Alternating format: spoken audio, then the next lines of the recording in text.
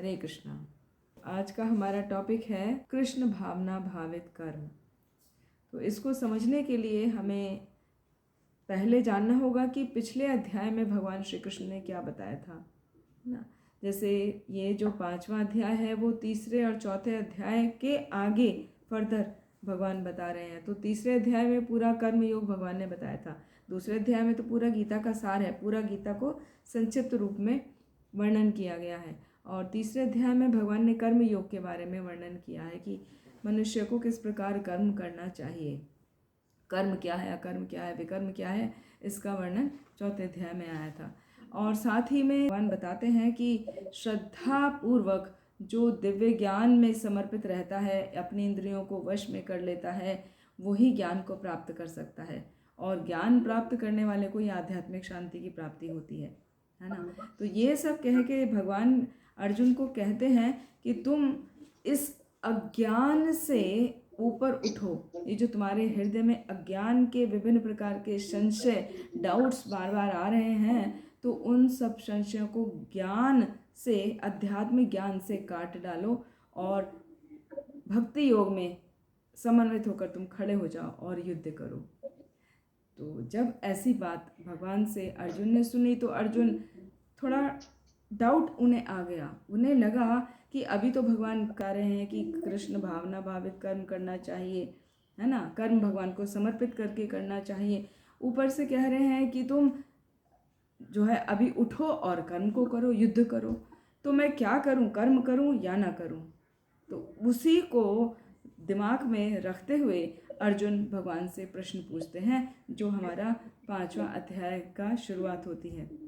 तो अर्जुन पूछते हैं भगवान से, अर्जुन उवाच संन्यासम कर्मणाम कृष्ण पुनर्योगम च संशसि एच्छ्रे एत योरेकम तन्मे ब्रूहि सुनिश्चितम। हाँ, अर्जुन कहने लगे कि हे कृष्ण, मुझे पहले तो आपने कहा कि कर्म का परित्याग कर दो, कर्म को छोड़ दो, और अभी आप कह रहे हैं कि कर्म करो और भक्ति पूर्वक कर्म करने का आदेश दे रहे हैं। तो मुझे समझ में नहीं आ रहा है, बड़ा कन्फ्यूजन हो रहा है। आप मुझे बता दो कि मुझे करना क्या है, दोनों में से कौन सा अधिक लाभप्रद है, कर्म का परित्याग कर देना या भक्ति पूर्वक कार्य को करना।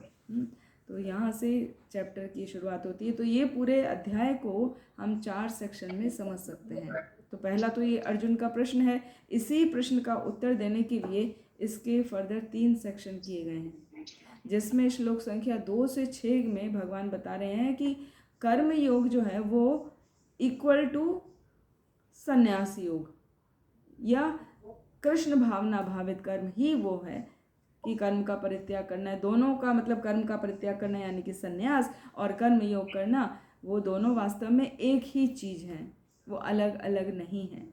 फिर 7वें श्लोक से लेके 16वें श्लोक में भगवान बताते हैं कि जो कृष्ण भावना भावित कर्म किया जाता है, जो हम भगवान को समर्पित होकर कर्म कहते हैं, उसको निष्काम कर्म कहा जाता है। और जो कोई निष्काम कर्म करता है वो हर प्रकार के बंधन से मुक्त हो जाता है। और इस चैप्टर के एंड में फिर भगवान जोर देते हैं, बल देते हैं इस बात पे कि लिबरेशन, यदि आपको मुक्ति चाहिए तो वो कैसे होगी मुक्ति? फोकसिंग ऑन द सुप्रीम, भगवान पर फोकस करते हुए अपने सभी कार्यों को करो। तो देखा जाए तो पूरे चैप्टर में कृष्ण भावना भावित कर्म करने पर ही बल दिया गया है। और कृष्ण भावना भावित कर्म करने का अर्थ है भगवान के ही लिए कार्यों को करना, अपने सभी कर्मों को इस तरीके से मोड़ देना कि हमारा हर कार्य भगवान को ही समर्पित हो, ना कि हमारी अपनी खुद की इच्छा पूर्ति के लिए हो। तो उसी को कर्म योग कहा गया है। अब एक एक करके उसका देखते जाते हैं। तो भगवान कहते हैं श्लोक संख्या 2 में, श्री भगवान उवाचा संन्यासः कर्म योगश्च निःश्रेय करावभौ तयोस्तु कर्म संन्यासात् कर्म योगो विशिष्यते। कि मुक्ति के लिए क्या करना चाहिए? कर्म का परित्याग किया जाता है और भक्ति योग कर्म किया जाता है। दोनों ही रास्ते हैं, लेकिन यदि तुम मेरी बात मानो हे अर्जुन, तो भक्ति युक्त जो कर्म है वो श्रेष्ठ है। किससे? कर्म का परित्याग करने से। क्योंकि कर्म का परित्याग करना फिर भी आसान है, लेकिन भक्ति पूर्वक कर्म में लगे रहना थोड़ा डिफ़िकल्ट है। तो वही श्रेष्ठ है भक्ति पूर्वक कर्म को करना, क्योंकि उसमें क्या होगा, आप कर्मों को करने से पहले ही भगवान के प्रति समर्पित हो जाएंगे, तभी भगवान उस कर्म को एक्सेप्ट करते हैं, क्योंकि आप पहले ही प्योरीफाई हो गए। और दूसरा है कर्म का परित्याग करना, आपने अपने कर्म के फल को भगवान को अर्पित कर दिया, तो वो भी लेने के बाद वही है, लेकिन उसका रिजल्ट क्या है, सेकेंडरी है। और पहला प्राइमरी क्या है कि हमने पहले से ही ऑफर कर दिया, ओ Krishna I am doing everything for your pleasure, आपकी प्रसन्नता के लिए मैं ये कार्य कर रहा हूँ। ये कह के जब हम कोई कार्य को करते हैं तो वही कर्म योग वास्तव में कहलाता है। और दूसरा, हमने कुछ कार्य किया, कार्य करने के बाद हम ऑफर कर देते हैं, जैसे कि एकादशी का हम जब कथा श्रवण करते हैं तो उसमें आता है ना, जब द्वादशी वाले दिन पारण किया जाता है, तो द्वादशी वाले दिन क्या होता है, हम भगवान को अर्पित कर देते हैं अपना एकादशी का फल, जो भी हमने एकादशी का व्रत का उपवास किया। तो हुआ क्या, पूरा दिन हमने उपवास रखा और अगले दिन हमने फल को अर्पित किया भगवान को। तो वो कौन सा हो गया, वो हो गया कर्म का परित्याग करना। और दूसरा क्या है, दूसरा है भक्ति युक्त कर्म को करना, यानी पहले से ही हम मन में संकल्प लेके जब कोई कार्य करते हैं कि हाँ भगवान, ये मैं आपकी प्रसन्नता के लिए कार्य कर रहा हूँ, मुझे उतना सद्बुद्धि दीजिए, मुझे उतनी शक्ति दीजिए कि मैं आपकी प्रसन्नता के लिए उस कार्य को भली प्रकार कर सकूँ, तो वो कर्म हो जाता है संन्यास युक्त कर्म या भक्ति युक्त कर्म। भक्ति युक्त कर्म हो गया, उसमें कर्म का परित्याग हमने बाद में ना करके पहले ही भगवान को ऑफर कर दिया। तो भगवान कह रहे हैं कि ये वाला जो है, जो भक्ति युक्त कर्म है, वो ही श्रेष्ठ है। कहने का अर्थ ये है कि हमें अपने हर कार्य को करने से पहले ही भगवान को समर्पित करते हुए चलना चाहिए। जैसे एक छोटा सा एग्जाम्पल याद आ रहा है हमें, जब बच्चे छोटे होते हैं तो उनको सिखाया जाता है कि आप जब घर से जा रहे हैं तो बड़ों के चरण स्पर्श करके जाओ, उनको हरे कृष्णा बोल के जाओ, हैं, या आपके कल्चर में यदि ये है तो राम राम करके जाओ, नमस्ते करके जाओ। अब जैसे भी मतलब आप अपने पेरेंट्स से आज्ञा लेके जा रहे हैं, फिर आ रहे हैं तो फिर उनको वापस बोल रहे हैं, तो ये क्या हमारे कल्चर में है, हमारे संस्कृति में है ये चीज़। तो मतलब क्या हुआ कि हम सिखा रहे हैं कि आप कुछ करने जा रहे हो, बच्चा एग्ज़ाम देने जा रहा है तो पहले माता पिता से आशीर्वाद लेके जाए। तो इस तरह का जो कर्म है वो क्या है, वो श्रेष्ठ कर्म कहलाता है।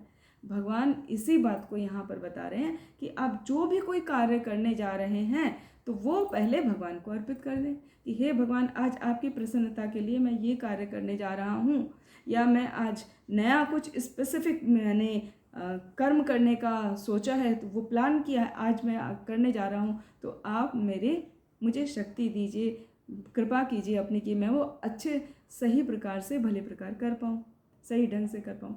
तो यही फ़र्क है, ज़्यादा नहीं। अब बाद में बोलें या पहले बोलें, तो भगवान बता रहे हैं कि पहले वाला जो अर्पित किया है वो ही श्रेष्ठ है ना। तो हम अपने जीवन में इस बात को किस प्रकार उतार सकते हैं, आई हैव एक्सप्लेन्ड। फिर अगले श्लोक में देखिए, ज्ञेय स नित्य सन्यासी यो न द्वेष्टि न कांक्षति निर्द्वंद्वो ही महाबाहो सुखम बंधात प्रमुच्यते। भगवान बता रहे हैं कि वो व्यक्ति जो कर्म फलों से ना तो घृणा करता है ना तो उनकी इच्छा करता है, वो तो हमेशा से ही सन्यासी है। उसको सन्यासी ही मानो। और ऐसा व्यक्ति सभी प्रकार के द्वंद्वों से मुक्त होकर वह बंधन को पार कर जाता है और वो पूर्णतया मुक्त हो जाता है। मतलब वो कर्म के बंधन में बंधता नहीं है। जो हम कार्य करते हैं उसके कुछ प्रॉस कुछ कॉन्स होते हैं, है ना, तो उनका असर आता ही है। हर कार्य का कुछ एडवांटेज और कुछ डिसएडवांटेज होता ही है। तो यदि हमने पहले ही भगवान को ऑफर कर दिया तो हमें उससे उसका प्रभाव नहीं पड़ता, क्योंकि भगवान उसको प्यूरिफाई कर देते हैं पहले। तो बैड इफेक्ट कुछ आने वाला है तो वो पहले ही निकाल देते हैं, बैडमन कुछ होता ही नहीं है और अच्छा ही होता है डेफिनेटली। फिर नेक्स्ट श्लोक में भगवान कहते हैं, सांख्य योगो पृथक बाला प्रवदन्ति न पंडितः एकम अप्यास्थितः सम्यग् उभयोर्विन्दते फलम। कि अज्ञानी व्यक्ति जो होता है वो भौतिक जगत का जो वैश्लेषिक अध्ययन कहा जाता है, जिसे सांख्य योग कहते हैं, उसको कहते हैं वो तो अलग है और भक्ति अलग है। हाँ, लेकिन ज्ञानी जानते हैं कि सांख्य योग माने चाहे तो हम भक्ति योग माने, कर्म का परित्याग या कर्म को पहले ही भगवान को ऑफर करना, वास्तव में दोनों एक ही हैं, वो अलग अलग नहीं हैं। हाँ, क्योंकि सांख्य योग में क्या सिखाया जाता है, उसमें सिखाया जाता है कि किस प्रकार भगवान की खोज की जाए, भगवान क्या है, नेति नेति नेति, ये भी नहीं है, ये भी नहीं है, ये भी नहीं है, तो अच्छा भगवान ये है। उस तरीके से हम धीरे धीरे धीरे धीरे करके भगवान की खोज करते हैं सांख्य योग में। जबकि हम भक्ति योग में क्या करते हैं, हम पूरी तरह पहले ही समर्पित हो जाते हैं। We all know that Krishna is the supreme personality of godhead, तो वी ऑफर। तो जो कोई व्यक्ति यदि नेति नेति नेति नेति है, ये भी नहीं, ये भी नहीं, अच्छा ये ऐसे करके आगे बढ़ रहा है, या जो सीधा बढ़ रहा है, वास्तव में देखा जाए तो वो दोनों भगवान को ही प्रसन्न करने के लिए कार्य कर रहे हैं, लेकिन एक थोड़ा सा तिरछा होके जा रहा है तो उसको थोड़ा टाइम लगेगा, और सीधा जा रहा है पूरा समर्पित होके तो उसको जल्दी फल की प्राप्ति होगी। बस इतना ही है, लेकिन फल दोनों को ही मिलेगा। एक ने थोड़ा मुश्किल डगर लिया और एक ने आसान लिया। ऑब्वियसली सीधे वाले को जल्दी प्राप्ति हो जाएगी, बस इतना ही फर्क है। ऐसा नहीं है कि सांख्य योग का जो पालन करने वाला है उसको भगवान की प्राप्ति नहीं होगी, उसको भी होगी, लेकिन उसने कितना मुश्किल रास्ता अपनाया है तो उसको समय लगेगा, उसको कई जन्म भी लग सकते हैं। इसी के लिए कहा जाता है कि भक्ति सरल है, बहुत ही सुगम है, उसको आसानी से किया जा सकता है, तो उसको डिफ़िकल्ट क्यों बनाना, उसको सांख्य योग दर्शन योग का पालन करके डिफ़िकल्ट क्यों बनाना। आप सीधे रास्ते पे जाओ ना, है ना। आपको एक्सप्रेस हाईवे दिया गया, आप एक्सप्रेस हाईवे से जाओ, क्यों गांव के अंदर अंदर जाके आप घूम घूम के जाओगे, आपको गड्ढे भी मिलेंगे, कहीं ब्लॉकेज भी होगा, कहीं रोड नैरो भी होगा, फिर वापस टर्न करके आना पड़ेगा, सो मेनी थिंग्स। तो why to take wrong path, take straight express highway and go. तो एक्सप्रेस हाईवे क्या है, वही before doing work surrender to lord. फिर देखिए 5th श्लोक में भगवान क्या कहते हैं, यत् सांख्ये प्राप्यते स्थानम तद्योगेरपि गम्यते एकम सांख्यम च योगम च यह पश्यति स पश्यति। जो ये देखता है कि सांख्य योग का पालन करा जाए या भक्ति योग का पालन करा जाए, वो वास्तव में उसको समान ही मान रहा है, वो ही वास्तविक रूप से जान पाता है कि सांख्य योग क्या है, भक्ति योग क्या है, और वो ही भगवान का अच्छे से समझ पाता है। जो पदार्थ से विरक्ति करता है और कृष्ण से आसक्ति करता है, दोनों को यही मानना है कि ठीक है, ये भी भगवान के ही पथ पर चल रहे हैं, कोई बात नहीं, वो टेढ़ा रास्ता लिया, कोई बात नहीं, धीरे धीरे पहुंच ही जाएगा। फिर इस सेक्शन का जो लास्ट श्लोक है उसमें भगवान बता रहे हैं कि भक्ति में लगे बिना समस्त कार्यों का परित्याग करने से कोई सुखी नहीं बन सकता। सुखी रहना है तो भक्ति करनी पड़ेगी, और भक्ति में लगा हुआ विचारवान व्यक्ति शीघ्र ही परमेश्वर को प्राप्त कर लेता है। तो परमेश्वर को प्राप्त करना है तो भक्ति में लगना अत्यंत ही आवश्यक है, वरना भगवान को प्राप्त नहीं किया जा सकता। फिर जो इसका दूसरा सेक्शन है, इसमें भगवान बताते हैं श्लोक 7 से लेकर 16 तक, परफॉर्मिंग निष्काम कर्म योग। हमें निष्काम कर्म योग करना चाहिए तो क्या हो जाएगा, हम सभी कर्म के बंधनों से मुक्त हो जाएंगे। तो निष्काम कर्म योग क्या है, सभी कर्म को भक्ति भाव से करना। हाँ, तो श्लोक संख्या 7 में बताया कि जो विशुद्ध आत्मा है वो अपने मन को, अपने इंद्रियों को वश में रखता है, वो सभी का प्रिय होता है, सभी व्यक्ति उसको प्रिय लगते हैं, है ना। तो ऐसा व्यक्ति जो सभी को प्रिय है और सब व्यक्ति उसको प्रिय है, वो कर्म करता हुआ भी कर्म में बंधता नहीं है, क्योंकि वो अपने लिए तो नहीं कर्म कर रहा, अपने प्रसन्नता के लिए कर्म नहीं कर रहा, वो भगवान की प्रसन्नता के लिए कार्य कर रहा है। जैसे हम देखें कि कोई आप सोशल वर्क करिए, तो सोशल वर्क यदि आप ये सोच के कर रहे हैं कि मेरा नाम होगा, हाँ मैं इस सोसाइटी का डायरेक्टर हूँ या चेयरमैन हूँ करके आप वो सोच के काम करें, तो आपको क्या बहुत सारे उसके इफ़ेक्ट्स आएंगे। लेकिन यदि आप एक सेवक की तरह काम करें, चेयरमैन हो के भी, हाँ ठीक है मैं चेयरमैन हूँ but I am servant of all, of you, मैं आप लोगों की सेवा के लिए हूँ, आपको क्या प्रॉब्लम है हर चीज़ का समाधान करूँगा। तो ऐसा चेयरमैन सोसाइटी वाले पसंद करेंगे या ऐसा चेयरमैन को सोसाइटी वाले पसंद करेंगे? I am the chairman, I am the boss, जो मैं बोलूँगा वो होगा। आप खुद ही सोच के देखिए, है ना। तो इसमें कहा गया है कि जो भगवान के लिए भक्ति भाव से कर्म करता है वही सबको प्रिय होता है। और ऐसा व्यक्ति की क्रियाएं क्या होती हैं, वो किस तरह से डिफरेंट डिफरेंट एक्टिविटीज़ को करता है। नैव किंचित करोमीति युक्तो मन्येत तत्वविद पश्यन् शृण्वन् स्पृशन् जिघ्रन् अश्नन् गच्छन् स्वपन् श्वसन्।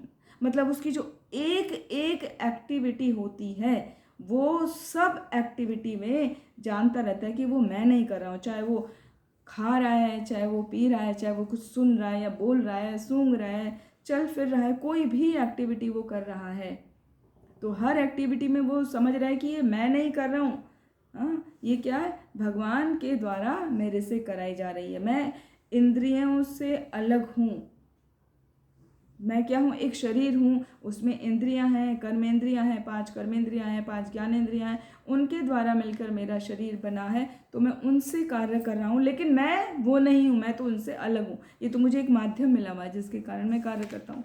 तो जब वो ऐसा सोच के कार्य करता है तो वो सभी प्रकार के कर्म के फलों से अप्रभावित रहता है। जैसे कमल का पुष्प होता है, कमल का पुष्प कभी आप देखिए पौंड में देखिए जाइए तो वहाँ का पानी कैसा गंदला होता है, कीचड़ कीचड़ जैसा होता है ना। लेकिन कमल के पत्ते के ऊपर कोई भी पानी का ड्रॉप आता है तो कैसे वो चमकता है, या वो उस कीचड़ में कभी गलता नहीं है कमल का पत्ता। यहाँ तक कि कमल का फूल भी उसी कीचड़ में से निकलेगा और खिलेगा, और वो कितना सुंदर होता है देखने में, वो भगवान को ऑफर किया जाता है। हाँ, कमल का पुष्प सभी पुष्पों में बेस्ट माना जाता है जो भगवान के चरणों में ऑफर किया जाता है, भगवान विष्णु के, कृष्ण के, जगन्नाथ जी के, भगवान विष्णु के विभिन्न रूपों को अर्पित किया जाता है। तो जिस प्रकार वो कमल का पत्र कीचड़ में रहते हुए भी जल को, वो कीचड़ को छूता नहीं है, वो पवित्र रहता है।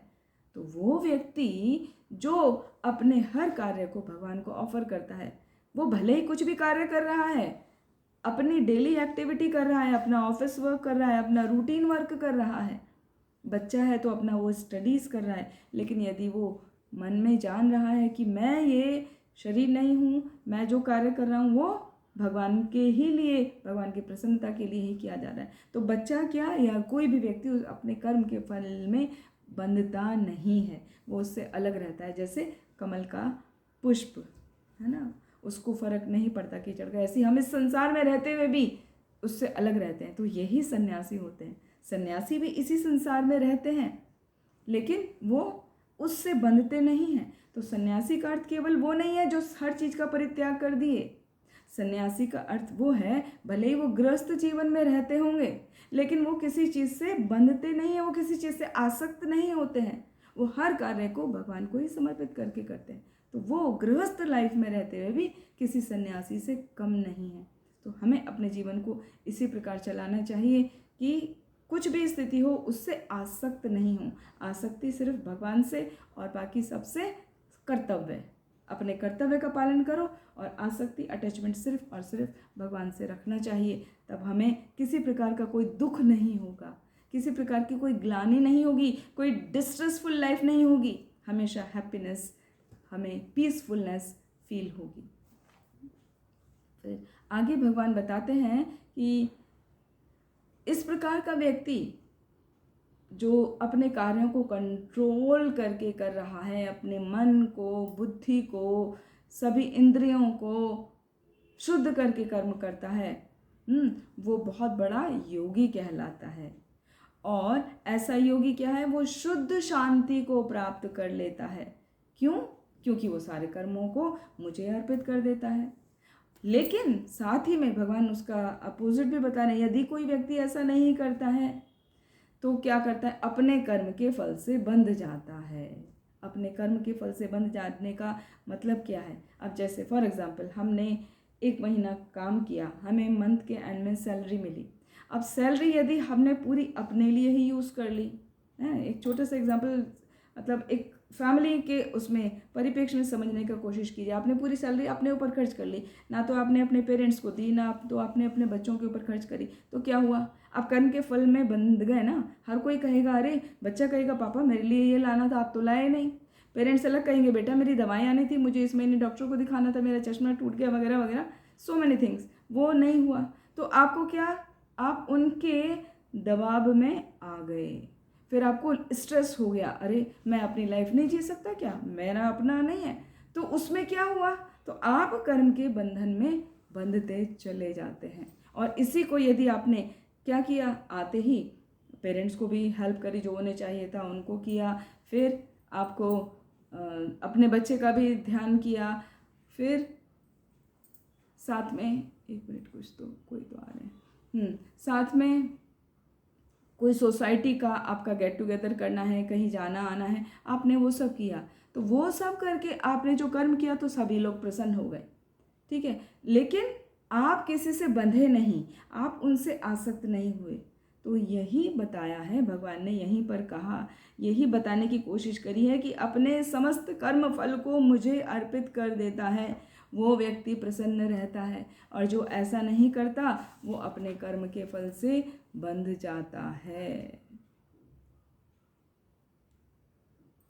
ठीक है, नेक्स्ट आगे फिर श्लोक संख्या 13, 14, 15, 16, ये 4 श्लोक हैं जिसमें भगवान बता रहे हैं 3 प्रकार के डूअर होते हैं, उनके क्या क्या रोल हैं। तो एक है सोल, हमारी जो आत्मा है, दूसरा है ये मटेरियल नेचर, और तीसरा है भगवान।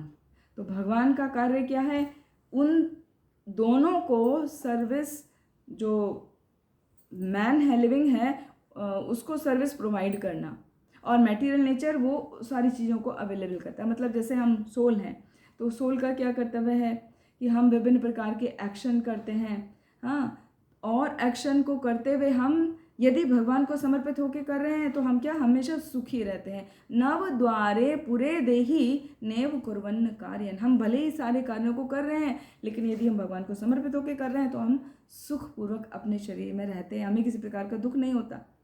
लेकिन जो ऐसा नहीं करता वो उसमें बनता चला जाता है। तो ये तो सोल का हो गया। दूसरा role of material nature. Role of material nature क्या है, जो भी हमारा स्वभाव है उसके अनुसार हम अपने कार्यों को करते चले जाते हैं। और हमारा स्वभाव कैसा बनता है, हमारा स्वभाव बनता है हमारे पूर्व जन्म के संस्कारों के कारण, और पूर्व जन्म के नहीं, अभी इस जन्म के भी संस्कार, और हमारा जो अज्ञान है जिसके कारण हम बंधते चले जाते हैं, उससे हमारा स्वभाव बनता है। तो वो स्वभाव ही मटेरियल नेचर हमारी शो करता है। कोई सत्व सात्विक गुण के स्वभाव में है, कोई राजसिक गुण में है, कोई तामसिक में है। तो ये जो बनाता है हमारे स्वभाव, जो मटेरियल नेचर बनाती है, वो हमारे ही पिछले कर्म के फलों पर आधारित होता है।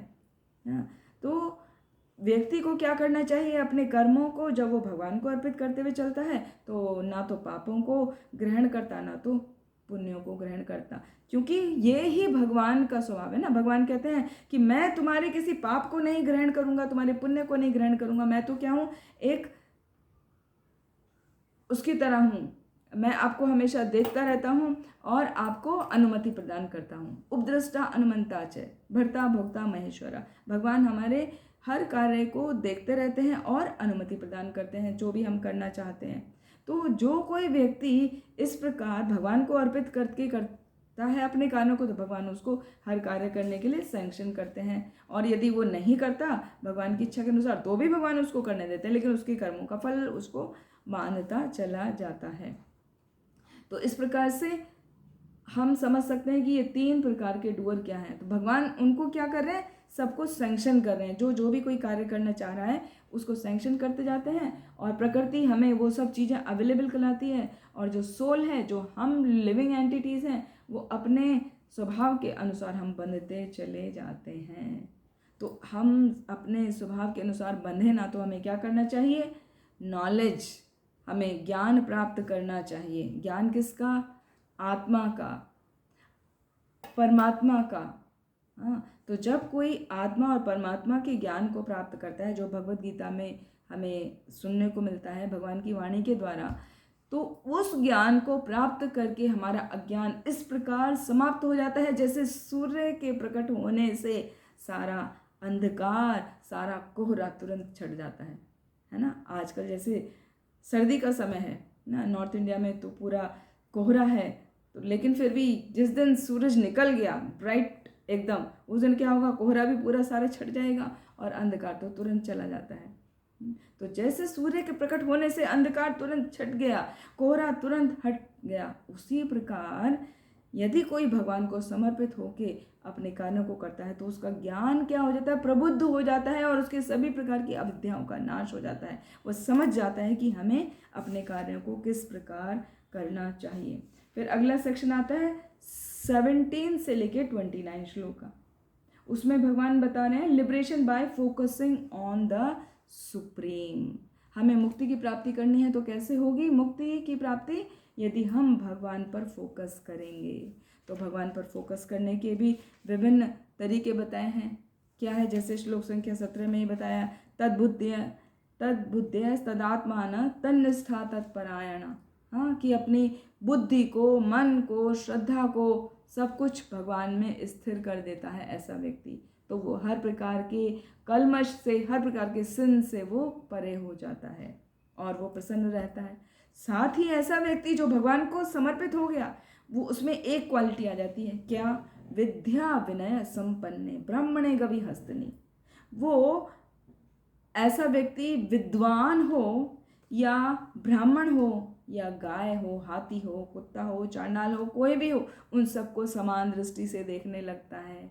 तब उसे समझ में आता है कि हर जीव जो है उसके अंदर एक सुपर सोल का एक अंश है जो सोल के रूप में विराजमान है। केवल हमारे हृदय में, मनुष्य शरीर में ही नहीं है केवल भगवान का अंश सोल के रूप में, हर एक योनि के अंदर है, चाहे वो हाथी है, घोड़ा है, कुत्ता है या ब्राह्मण है या चांडाल ही क्यों ना हो। चांडाल कहा जाता है सबसे निम्न जाति का व्यक्ति, जो मांस आदि का भक्षण करता है और किसी भी नियम का पालन नहीं करता, जिसका जीवन पूरा व्यर्थ है। तो ऐसे व्यक्ति को भी जो भगवान को समर्पित होता है ना, वो उसको भी समान ही समझता है, वो उसमें दोष नहीं देखता, वो उसे समझता है कि ठीक है, इसमें भी भगवान ही हैं, इसके शरीर में भी विद्यमान है। तो वो जो स्थिति आ जाती है वो होती है संन्यास वाली स्थिति, और अपने मन में वो हमेशा एकत्व रहता है। किस एकत्वता में, भगवान के साथ, कि मैं भगवान का अंश हूँ, तो उसमें समानता वो देखता है। फिर जन्म मृत्यु के बंधन से वो परे हो जाता है, वो पहले ही जीत लेता है, उसको फर्क नहीं पड़ता है कि मृत्यु आएगी। ऐसा भगवत गीता में वर्णन आता है कि जब मृत्यु आती है तो जो साधारण व्यक्ति होता है, जो भगवान का भक्त नहीं होता, वो डरता है, उसको बहुत कष्ट होता है, वो डरता है और डर के, तब भय के कारण वो अपना शरीर का त्याग करता है। लेकिन जो भक्त होता है वो डरता नहीं है, उसे पता है वो अल्टीमेट ट्रुथ है, वो भगवान का ही रूप है। जब उसको वो ज्ञान होता है तो उससे भय ना करके वो भगवान को ही प्रार्थना करता रहता है कि भगवान मेरे कर्म के अनुसार मुझे फल प्रदान कीजिए और मुझे अपनी शरण में लीजिए, जिससे मैं आपकी सेवा में हमेशा लगा रहूं, भले ही मुझे वापस आना क्यों ना पड़े इस जीवन में, इस संसार में वापस मेरा क्यों ना जन्म हो, लेकिन वो जन्म ऐसी जगह देना जहाँ मैं आपकी भक्ति कर सकूं, आपके चरणों में हमेशा मैं समर्पित रह सकूं। तो जब ऐसा पता होता है व्यक्ति, तो शरीर छोड़ते समय वो भयभीत नहीं होता। तो ये फर्क हो जाता है ज्ञान होने से। किसका ज्ञान? कर्म योग, कृष्ण भावना भावित कर्म करने से और भगवान का ज्ञान होने से। और फिर ऐसा व्यक्ति जो भगवान के लिए कर्म करता है, वो किसी भी प्रकार कुछ भी पाने से कभी बहुत हर्षित नहीं होता, या कभी कुछ अच्छा नहीं मिला तो वो कभी दुखी नहीं होता, हमेशा स्थिर बुद्धि रहता है, मोह रहित रहता है। और ऐसा व्यक्ति जो होता है वो कभी भी इंद्रिय सुख की तरफ भागता नहीं है, वो अपने मन की इच्छा को पूरी करने के लिए नहीं लगा रहता, वो हमेशा एकांत में रहना पसंद करता है और अपने अंतर में ही वो भगवान को महसूस करता है। हाँ, रमन्ते योगिना मन्ते सत्य आनंद चितात्मनि इति राम पदेन आसो परम ब्रह्म अभिधीयते, कि ऐसा जो योगी जन होता है वो हमेशा परम सत्य में ही रहता है और दिव्य सुख को प्राप्त करता है। और ऐसा व्यक्ति शरीर को त्यागने से पूर्व ही सभी प्रकार के वेगों को सहन करने के योग्य बन जाता है। हमारे शरीर के मुख्य 3 वेग हैं, है ना, और टोटल 3 क्रियाओं के वेग हैं और 3 शरीर के वेग हैं, तो टोटल 6 वेग हैं। तो व्यक्ति वो 6 वेगों को सहन करता है। वो क्या है? पहला है वाचो वेगम, वाणी का वेग, मनसा वेगम, मन का वेग, और क्रोध वेगम, क्रोध करना।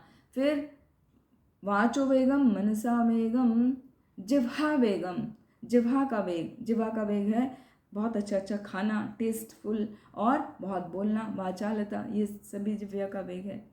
और उदर उपस्थ वेग, हाँ, उदर स्टमक के लिए आप अच्छे अच्छे डिशेस को ढूंढ के कहाँ मिलेगा उसके लिए जाना। और उपस्थ जो हमारे जेनेटल्स हैं उनका वेग, जो ज्ञान से परिपूर्ण है, भगवान के ज्ञान से परिपूर्ण है, वो अपने इन सभी 6 वेगों को कंट्रोल करके रखता है।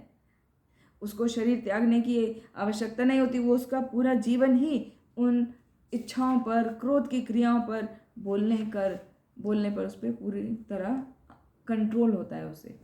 और ऐसा व्यक्ति हमेशा सुख का अनुभव करता है, वो अपने आप में ही प्रसन्न रहता है और अंत समय में वो ब्रह्म को प्राप्त होता है। इसमें कोई भी संशय नहीं है।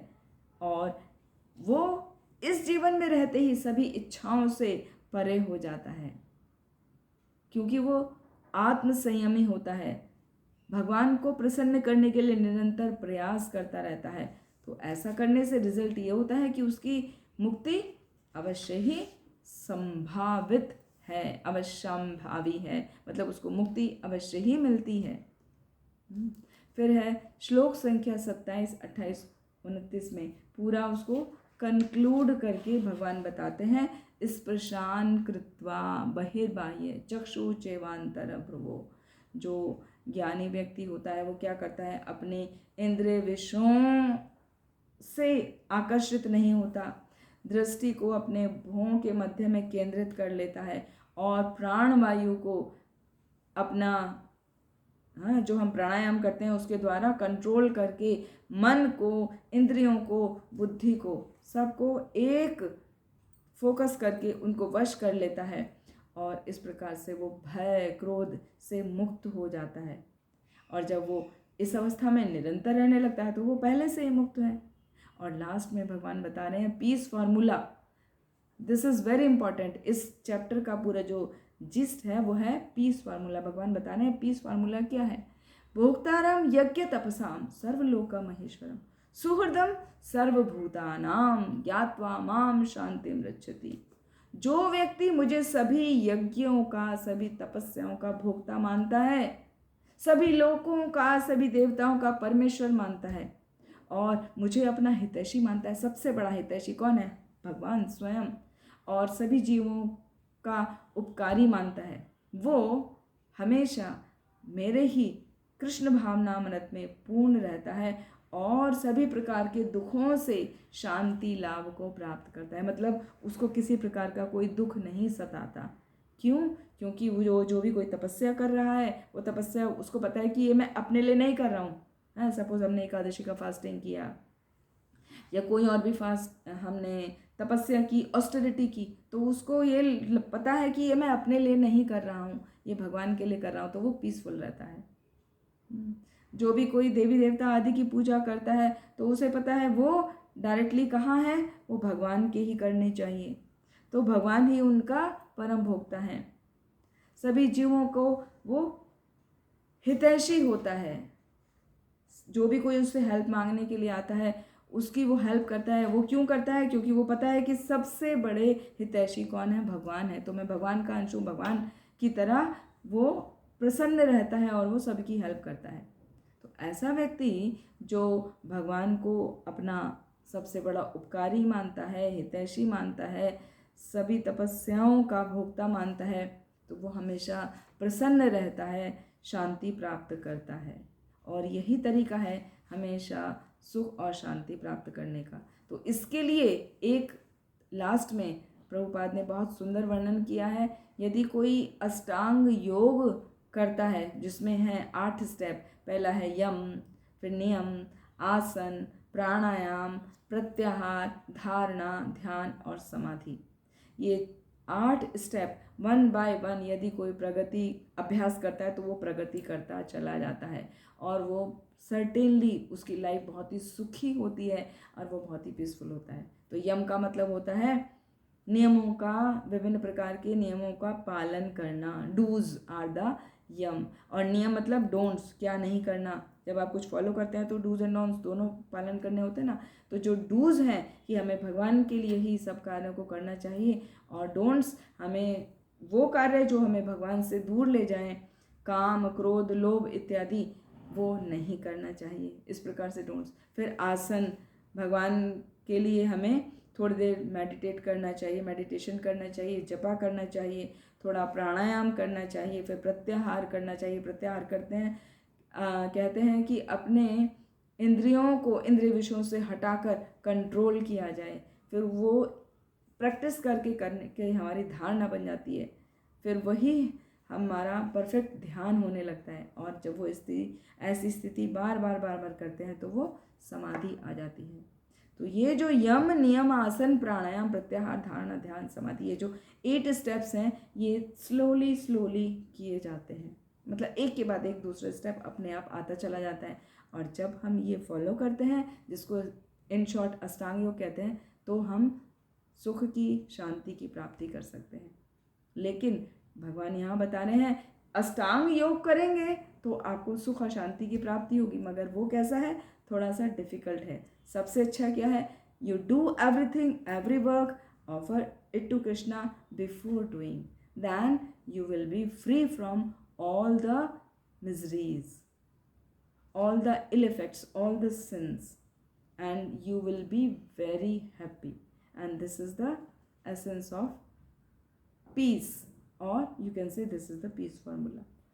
ठीक है, तो ये इस प्रकार से ये चैप्टर फिनिश हुआ, जहाँ पर हमने एक सेंटेंस में पूरे चैप्टर को कंक्लूड करना चाहें तो ये बताया गया है, भगवान ने कहा है जो भी कार्य करो मुझे समर्पित करके करो। जब आप मुझे समर्पित करके करोगे तो आप हमेशा सुखी रहोगे, आपकी जो लाइफ होगी बहुत ही पीसफुल होगी, और बाद में ऑब्वियसली जब आप पीसफुल रहोगे तो मेरे पास आ पाओगे, जो कि हमारे जीवन का उद्देश्य है।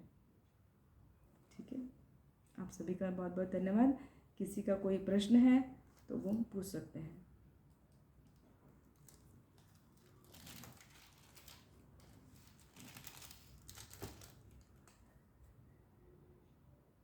हरे कृष्ण माता जी, एक प्रश्न। यस माता जी, जैसे सभी समाज में आजकल जैसे व्यस्त रहते हैं और सब अपने समय में व्यस्त रहते हैं, तो अगर हम अपना समय जैसे मंदिर में जाके सेवा करते हैं तो वो ठीक है। वो अगर जैसे हम अपना समय जैसे हम मतलब बुक डिस्ट्रीब्यूशन में करते हैं और जैसे बाकी आजकल लोग अपने व्यस्त में रहते हैं, तो अगर हम ज़्यादा समय अगर उनसे जैसे ना मिले और अपना समय जैसे मंदिर में जाके दें तो वो ठीक रहेगा, क्योंकि आजकल के समय में की दुनिया में सब अपने कार्य में व्यस्त रहते हैं। तो अगर हम अपने आप को व्यस्त करने के लिए अगर जैसे मंदिर में जाते हैं तो वो ये निष्काम कर्म के हिसाब से आएगा, जैसे हमने इंद्रिया और मन को कंट्रोल करने के लिए, ताकि हमारा मन विचलित ना हो और हम जैसे कि जो होते हैं आजकल सब अपने अपने निजी कार्य में जिंदगी में व्यस्त रहते हैं, तो इससे मतलब कि हमारा जो मन है उधर ना भटके और हम अपने मंदिर में जो सेवा है वो अच्छी तरह से कर सके। तो इसमें कोई गलत तो नहीं होगा कि अगर हम बाकी जैसे समाज में समय ना दे पाए, क्योंकि आजकल समाज थोड़ा सा लाइक आज के टाइम में थोड़ा अपने में ज़्यादा ऑक्यूपाई है, तो इसलिए जैसे हम जैसे मंदिर में सेवा उसके ऑपोजिट दे देते हैं, तो वो ठीक है कार्य करना। जी प्रभु जी, आपका बहुत ही प्रैक्टिकल क्वेश्चन है, बहुत अच्छा प्रश्न है, आपने बहुत अच्छा प्रश्न किया है। तो यदि हम भक्ति में लगे रहना चाहते हैं, जैसे कि अभी इस चैप्टर में भगवान ने बार बार बोला है कि हमें मुझको समर्पित करके ही कर्मों को करो। तो अपने कार्यों को जो भी हम अपनी ड्यूटी करते हैं, हम ऑफिस जाते हैं, कार्य करते हैं, उसके बाद जितना हमें समय मिलता है परिवार का साज संभाल करना चाहिए, अपने कर्तव्यों को पालन करना चाहिए, वो भी ज़रूरी है। उसके बाद में जितना समय मिले आपको मंदिर में जाके सेवा में लगाना चाहिए, इंस्टेड की जाके सोसाइटी में बैठे इधर का उधर क्या चल रहा है, पॉलिटिक्स क्या चल रही है, देश समाज में क्या चल रहा है, ठीक है, उसको थोड़ा बहुत, क्योंकि आप उस सोसाइटी में रहते हैं, तो once in a while, once in a blue moon आप गए, थोड़े एंगेज हो गए, थोड़ा कर लिया उतना। लेकिन डेली डेली वाला you should go to temple and do seva, क्योंकि भगवान वो जी देख रहे हैं कि आप अपने आप को कहाँ लगा रहे हो, है ना। जितना कहते हैं ना, जैसे खाना हम खाते हैं तो खाने में नमक चाहिए, नमक के बिना तो बेस्वाद हो जाएगा। तो हमें जो सोशल सर्विसेज करनी है या ऐसे कुछ किसी उसमें लगना है, तो वो इतना जितना आवश्यक है, क्योंकि हम सोसाइटी का ही एक हिस्सा है ना। यदि हम उससे पूरे कट जाएंगे, हम किसी से मतलब नहीं रखेंगे, तो कल किसी बात की आवश्यकता पड़ेगी तो कोई आपकी मदद के लिए नहीं आएगा। तो सोसाइटी से कटना नहीं है, लेकिन उतना ही रहना है आपको जितना आवश्यक है ना। जैसे फेस्टिवल्स होते हैं, तो फेस्टिवल में आप थोड़ी देर के लिए वहाँ जाइए, ज़रूर जाइए, सब लोगों से मिलिए, उन लोगों को भी हरे कृष्णा बोलिए, उनको भी थोड़ा लगे कि हाँ आप भक्त हैं, तो वो भी आपके साथ कभी मंदिर आएँ, है ना। हो सकता है वो आपका व्यवहार देख के, आपका अच्छा व्यवहार देख के वो भी भक्त बन जाएं, मंदिर आने लगें, मंदिर में सेवाएं करें, डोनेशन दें। मंदिर में तो कहाँ से मंदिर चलता है, हम ही भक्तों से तो चलता है ना। हम गृहस्थ ही ज़्यादा संभालते हैं मंदिर को, बाकी तो सन्यासी तो कम ही है ना, ब्रह्मचारी तो कम ही है जिन्होंने अपने कर्म के फल का परित्याग कर दिया। तो हम लोगों को क्या है, हम लोगों को अपना जिम्मेदारी समझ के सब करना चाहिए। तो बैलेंस रखना बहुत ज़रूरी है लाइफ में, बैलेंस। तो सोसाइटी वगैरह में जाइए, मिलिए, मिलाइए, लेकिन उतना जितना आवश्यक है। बाकी अपने समय को सबसे पहले अपने परिवार को देना चाहिए, क्योंकि वो आपने जिम्मेदारी ली है। आपका परिवार आपके अलावा और कोई नहीं देखने वाला है, तो पहले जिम्मेदारी वो है। उसके बाद जितना भी समय बचे आप मंदिर में ज़रूर दीजिए, वो बहुत अच्छी बात है। डोनेशन भी देना चाहिए और सेवा भी करना चाहिए, कर सेवा और कार सेवा दोनों करना चाहिए, है ना। जी, थैंक यू माता जी। हरे कृष्णा जी, धन्यवाद माता जी, थैंक यू। हरे कृष्ण।